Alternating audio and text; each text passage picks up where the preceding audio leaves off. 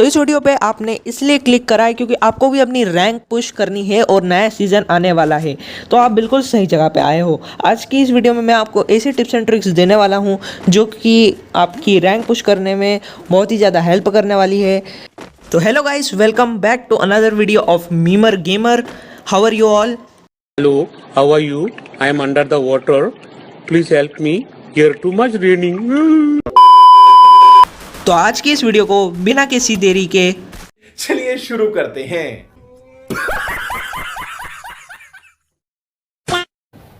तो सबसे पहले मैं बता दूं कि पीछे जो गेम प्ले चल रहा है क्लासिक बरमूडा का है, रैंक्ड मैच नहीं है, ठीक है। तो सबसे पहली टिप की तरफ अपन बढ़ते हैं। तो पहले टिप आती है कैरेक्टर और लोडआउट पर। आपको सुमन एयरड्रॉप या फिर बॉनफायर अपने लोडआउट में रखना है और स्कैनर तो हमेशा ही रखना है। जब नया नया सीज़न चालू होता है तब सारे बंदे ना कैंप करके करते हैं, मतलब अपनी रैंक पुश करने के लिए सब कैंप करते हैं। रश गेम प्ले कोई नहीं करता, इसलिए बाउंटी टोकन काम नहीं आने वाला। सुमन एयरड्रॉप और बॉनफायर सही रहेगा, ये बहुत ही इम्पोर्टेंट चीज़ है। बॉनफायर अपना मतलब आपकी हेल्थ जैसे ही बहुत ज़्यादा कम हो जाती है तो आप बॉनफायर लगा के अपनी ईपी और एचपी फटाफट इंक्रीज़ कर देता है, वो उस पर खड़े रहोगे। और सुमन एयरड्रॉप भी मतलब कई बार ऐसा होता है कि आपके चारों तरफ एनिमी रहते हैं और ग्लोवल वगैरह ख़त्म हो जाती है, तो अगर आप ड्रॉप मंगा के रखोगे तो उस ड्रॉप का आप कवर भी ले सकते हो और उसमें स्नाइपर वगैरह अगर आपको चलानी आती है तो उसमें अच्छी खासी लूट भी मिल जाती है, कभी कभी हेलमेट वेस्ट भी मिल जाता है, तो वो भी बहुत अच्छी चीज़ रहेगी। और कैरेक्टर की बात करें तो मैगजीन, हयाटो, कैली और वुकोंग बहुत ही सही कैरेक्टर्स है, आप इनका इस्तेमाल कर सकते हैं। बाकी आपकी मर्ज़ी, मैं तो इसी कैरेक्टर फॉर्मेशन का इस्तेमाल करूँगा इस सीज़न रैंक पुश करने के लिए। और ये सब मेरे तो मैक्स लेवल है, आपके पता नहीं मैक्स लेवल है कि नहीं, पर ये बहुत ही सही कैरेक्टर है। बाकी आपकी मर्ज़ी, आपके पास और कोई सा क्रोनो है तो आप क्रोनो रख सकते हो। मेरे पास तो वुकोंग है और वुकोंग ही मेरे को अच्छा लगता है तो मैं तो वुकोंग ही रखूँगा। अब टिप 2 आ जाती है अपनी लैंडिंग के ऊपर।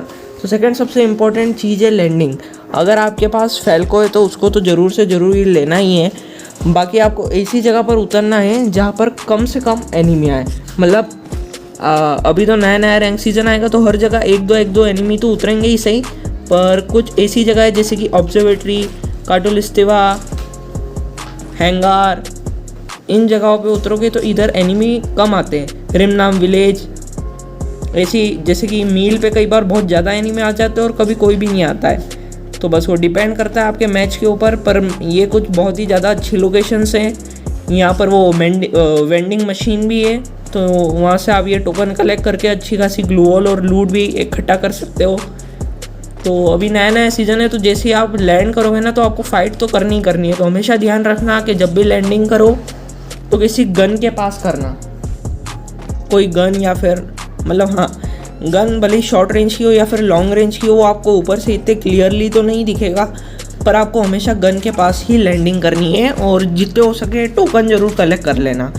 अब बात करते हैं सोलो या फिर स्क्वाड या फिर डुओ। तो अगर आपके पास अपनी खुद की स्क्वाड है तो आप स्क्वाड में आराम से पुश करो, कोई टेंशन की बात ही नहीं है। पर अगर आपके पास अपनी स्क्वाड नहीं है तो भाई रैंडम में रिस्क मत लो, सोलो खेलो। अगर आप 2 दोस्त हो तो डुओ खेलो। बाकी तो अगर आपके पास स्क्वाड नहीं है तो मैं तो मना ही करूँगा कि रैंडम के साथ मत खेलो और अपने सोलो खेलो, सोलो में पुश करो, ठीक है। और अब बात कर लेते हैं अपन टिप नंबर 3 के बारे में। अब बढ़ते हैं टिप नंबर 3 के। टिप नंबर 3 के बारे में आपको बताने से पहले मैं एक एक्स्ट्रा टिप देना चाहूँगा कि कभी भी आप अपने आप से रश मत मारना। हमेशा सामने वाले एनिमी का इंतज़ार करना कि कब वो रश मारे और एकदम से उसके सामने जाके उसे सरप्राइज़ देना और उसके बाद वार करना और हल्का से डैमेज देके ग्लू वॉल लगा लेना। अगर वो भी डैमेज देने लग जाए उसके बाद वो भी ग्लू वॉल लगा लेगा तो आप वुकोंग, अगर आपके पास कैरेक्टर है तो वुकोंग से रश मार देना। तो मेरे कहने का मतलब ये है कि हमेशा मतलब आप रश मत मारना, आप कवर लेके इंतज़ार करना। अगर आप कोई से एनिमी को स्पॉट कर लेते हो, क्योंकि ऐसा भी हो सकता है कि आप रश मार दो कि अच्छा वो रहा एनिमी, मैं रश मारता हूँ, उसने आपको पहले स्पॉट कर लिया और वो कहीं छुप के बैठा हो और आपको वो फिनिश कर दे। इसलिए आप हमेशा अपने आप से रश मत मारना। अब बढ़ते हैं टिप नंबर 3 के ऊपर। तो ये है लूट के ऊपर। तो अब आप लूट अच्छी कर लेंगे तो अगर आप जैसे कि काटोलिस्तेवा उतरे तो वहाँ से आप लॉन्च पैड लेके ऑब्जर्वेटरी जा सकते हो। तो ऐसे करके आपकी लूट बढ़ानी पड़ेगी आपको। कम से कम 10 ग्लू वॉल और 2 ग्रेनेड तो आपको रखने ही रखने। ग्रेनेड भी बहुत काम की चीज़ है और ग्लू वॉल तो फिर भाई बहुत ही ज़्यादा काम की चीज़ है, तो ये दोनों तो रखनी ही रखनी है। साथ में आजकल तो वेंडिंग मशीन्स हो गई है, तो आपको लूट ये कॉइन से आपको लूट करने में भी इतनी ज़्यादा मुश्किल नहीं होती है, क्योंकि उसमें बैकपैक लेवल 3 मिल जाता है, ग्लू वॉल मिल जाती है और वेस्ट हेलमेट भी मिल जाते हैं, तो वो बहुत ही काम की चीज़ है वेंडिंग मशीन। तो अब अपन बढ़ते हैं टिप नंबर 4 की तरफ। अब इन गेम आपको मालूम होगा जैसे कि मशरूम होते हैं, अलग अलग लेवल के होते हैं, तो आपको कभी भी उनको इग्नोर नहीं करने हैं।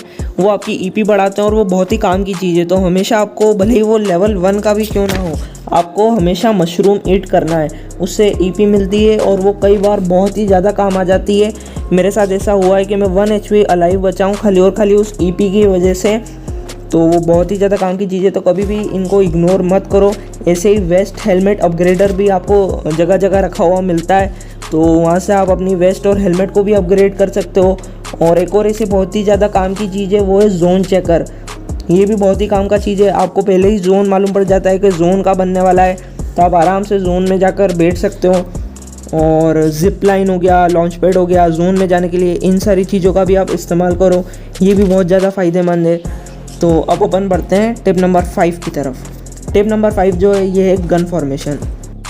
अब बात कर लेते हैं गन्स के बारे में। तो लॉन्ग रेंज में जो AR गन्स रहती है, तो सबकी मतलब अपनी अपनी फेवरेट होती है। किसी को वुड पेकर, SKS ऐसी गन्स पसंद होती है जो कि एक एक गोली करके छोड़ती है। कुछ लोगों को स्कार, AK, ऑग और इसी तरह की गन पसंद होती है। किसी को वो ज़्यादा अच्छी चलानी आती है, किसी को ज़्यादा वन टैप मारने आते हैं वुड पैकर से। AR गन का ड्रैग ज़्यादा अच्छे से आता है, तो वो आप पर डिपेंड करता है कि आपको कौन सी गन लेनी है। और अगर आपको लॉन्ग रेंज में स्नाइपर चलाने आती है स्विच करके, तो वो तो बहुत ही अच्छी बात है, फिर आप स्नाइपर भी ले सकते हो। पर अगर स्नाइपर की एमो कम पड़ जाए तो मैं यही बोलूँगा कि फिर आप स्विच कर लेना अपनी गन, किसी लूट बॉक्स या फिर कहीं पर रखी हो, तो आप अपनी जो स्नाइपर रहेगी उस स्नाइपर को चेंज करके आप AR वाली जो गन है वो ले लेना, अगर एमो नहीं हो तो। अगर सफिशिएंट एमो हो तो कोई बात ही नहीं है। यही होता है शॉर्ट रेंज में। अगर शॉर्ट रेंज में भी अगर आपके पास वो है SMG और शॉटगन, मतलब वो आपकी चॉइस है कि आपको शॉटगन आती है या फिर SMG ज़्यादा अच्छे से, तो वो भी आप पर डिपेंड करता है कि आपको कौन सी गन चलानी है।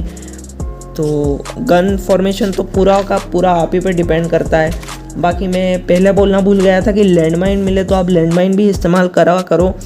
लैंडमाइन भी बहुत ही अच्छी चीज़ है।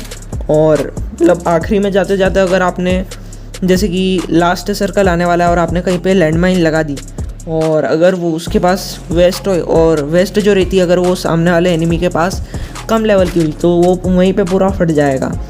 तो लैंडमाइन भी बहुत ही काम की चीज़ है। तो यही थी कुछ टिप्स एंड ट्रिक्स इस वीडियो में। तो इस वीडियो में इतना ही। मिलते हैं अपनी अगली वीडियो में। सब्सक्राइब कर लेना, लाइक कर लेना।